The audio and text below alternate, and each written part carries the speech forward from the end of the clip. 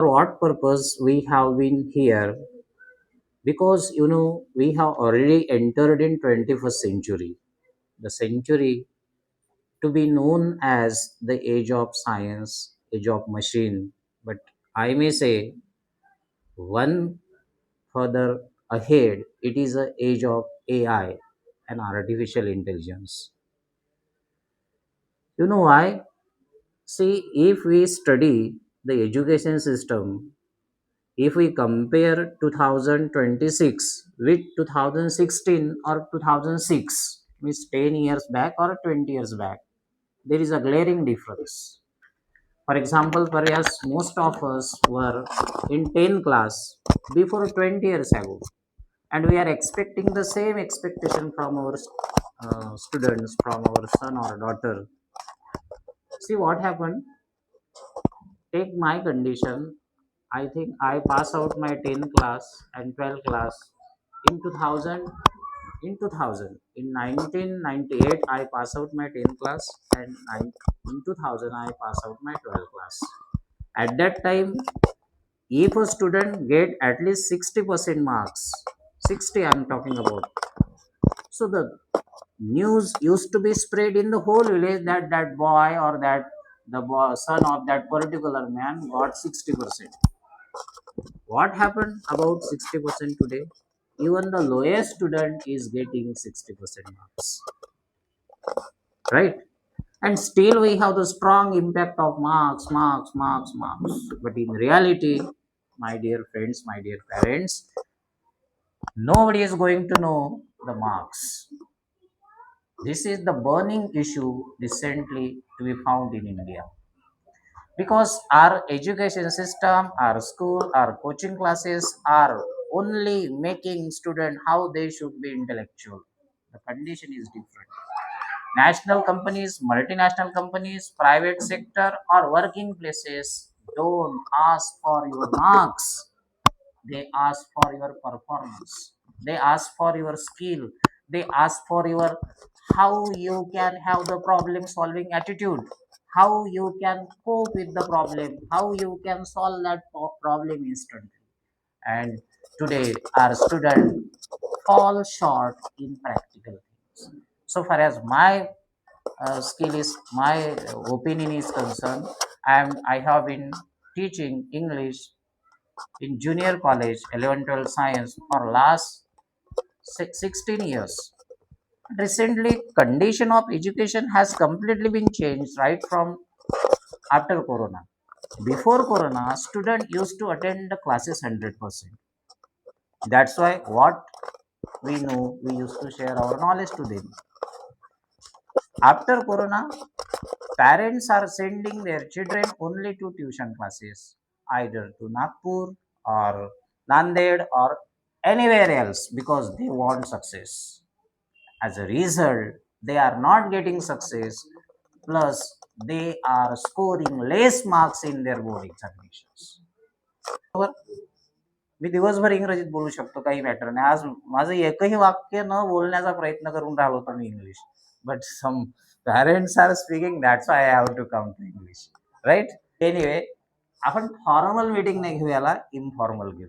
नाही तिथे काय, इंग्रजी ऐकणं म्हणजे फक्त डोक्याचंच काम राहील, हृदय बाजूला ठेवून. I comically say English, Marathi is our mother tongue, English is our father tongue. What difference is there between mother and father? Father is a little bit strict, a discipline, rule making. Mother is a little bit soft, kind, sympathetic. So when you need to understand anybody's speech in English, only you have to use your mind, not your heart. See the difference between listening Hindi song and English song.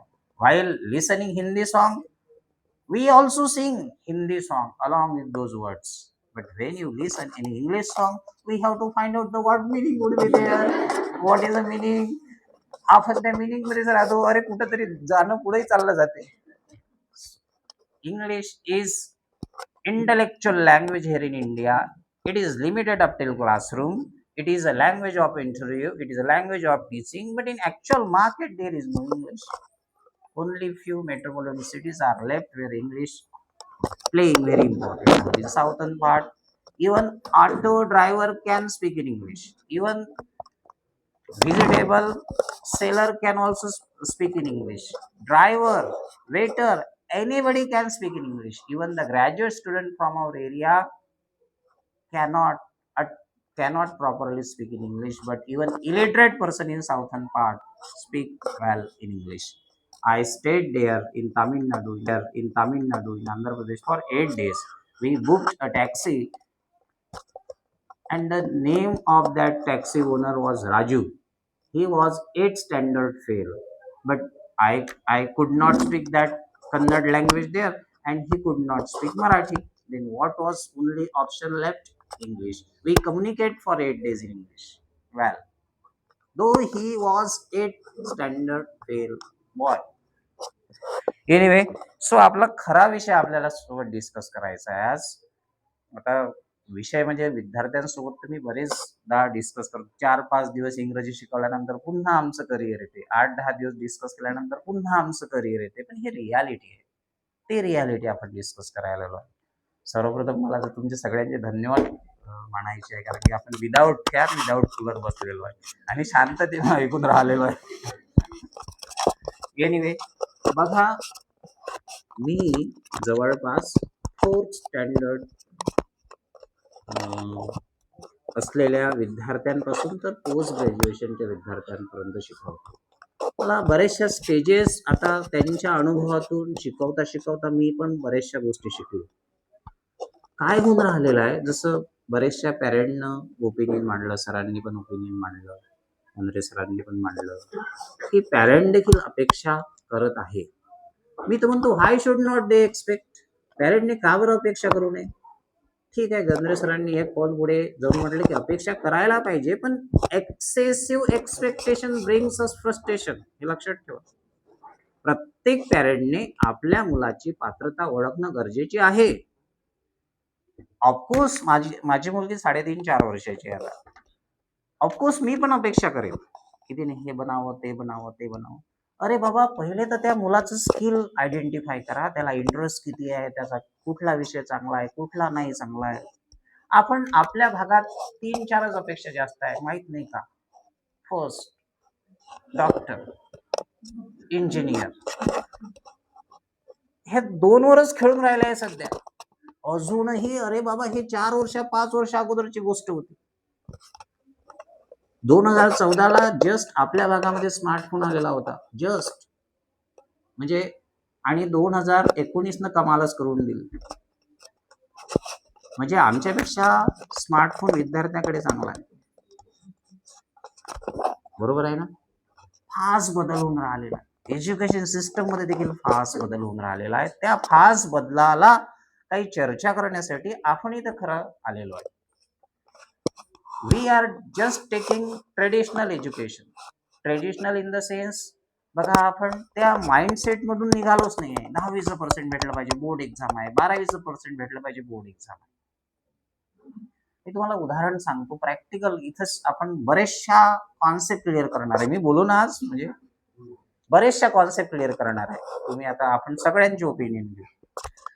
2 वर्ष अगोदर आपल्या NTR शाळेची एक विद्यार्थिनी out of 100% घेतलेले आहे, चारू विटाळकर. ठीक आहे. तिचाच भाऊ या वर्षी 10वी पास झाला अँड ही गॉट 98.20, म्हणजे 98.20 त्या विद्यार्थ्याने मिळवले. आता पुढे जाऊ. ते पोरगे काय करून राहिली, ती 12वी पास झाली, बरोबर आहे. आणि 12वी पास होऊन मला वाटतं तिला 88% मिळाले, 96 मिळाले. ती मुलगी खरंच चांगले 96 मिळाले. इतका म्हणजे आम्ही पाहतो आहे की 95चा विद्यार्थी डायरेक्ट 52 वर येऊन राहिलेला आहे 12वी मध्ये. आता मला एक प्रश्न इथूनच आपण उकल करू ह्या एका उदाहरणातून. त्या मुलीला 100 मिळाले, ठीक आहे. आता 96 मिळाले. Still she is struggling. ती CA ची प्रिपरेशन करून राहिली. बा, इतकी मोठी पर्सेंटेज आलेली विद्यार्थिनी, तिने कॉमर्स ऑप्ट केलं 11-12 सायन्सला, आपल्या 12ला. आणि आता ती पुन्हा BCom करत असेल. आणि ती CA ची तयारी करून राहिली आणि पुन्हा 3-4 वर्ष तिला संघर्ष आहे पुढे. ठीक आहे. मग मला एक सांगा, आता हे एकदम टॉपचं एक्झाम्पल दिलं मी तुम्हाला, 100 आउट ऑफ 100, बरोबर ना. तिच्या त्या 10च्या 100चा फायदा काय झाला मला सांगा. तिनं खूप पुस्तकं वाचली, अभ्यास केला, काही रिपीट केलं, रिवाइंड केलं, मेहनत केली. She spend days and night to do that study and she got out of marks. मी लास्ट एक्झाम्पल सांगतो, आता 101चं नाही आपल्याकडे कुठलं, बरोबर आहे ना. आणि 10चं 2 वर्ष 12वी केली, आता ग्रॅज्युएशन करत असेल, सीईची तयारी करून राहिली. त्याच वर्षी, ज्या वर्षी हिला ह्या पुरीला 100 भेटलं, त्याच वर्षी तुम्ही गुगल करून घ्याल, in Maharashtra 957 student got 100 out of 100%.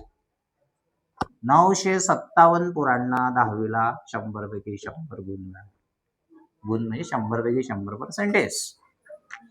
आता याच्यावर तर कुठला काही मिळू शकत नाही. मग आता ह्या 957 पोरांचं भवितव्य बघा थोडं. ज्यांना 100 पैकी 100 आहे त्यांना काय वाटेल, I am the best in the world. आणि का नाही वाटायला पाहिजे त्यांना. माझ्या नजरेत तर ह्या 957 पोरांचा पहिले करिअरचा प्रश्न आहे सर. म्हणजे ऍक्च्युली 957 पोरं 100% सक्सेस झाले पाहिजे ना, ज्यांना 10 मध्ये आउट ऑफ मार्क्स मिळालेले. Ground reality is very different. सरांनी एक्झाम्पल दिलं की पुण्याच्या कुठल्या तरी कंपनीनं किती काढले सर बघा, 700 वर्क थ्रू आउट नाईट. बघा, याला मी सविस्तर तुम्हाला तुमच्यासोबत बोलतो. We right from last 3 months, Wipro and TCS, these are the reputed companies of India working in IT sector. 3,500 वर्करला fire केलं. Even that candidate, that employee who is getting 20 lakh per annum, म्हणजे अशा तशाला नाही काढलं का बस skill नाही म्हणून काढलं नाही. ज्याचा पगार पर इयर जवळ 20 लाख रुपये होता, म्हणजे जवळच महिन्याला 1.5-2 लाख रुपये सॅलरी. त्या व्यक्तीकडे स्किल नसेल का. आहे परिस्थिती फास्ट बदलून राहिली.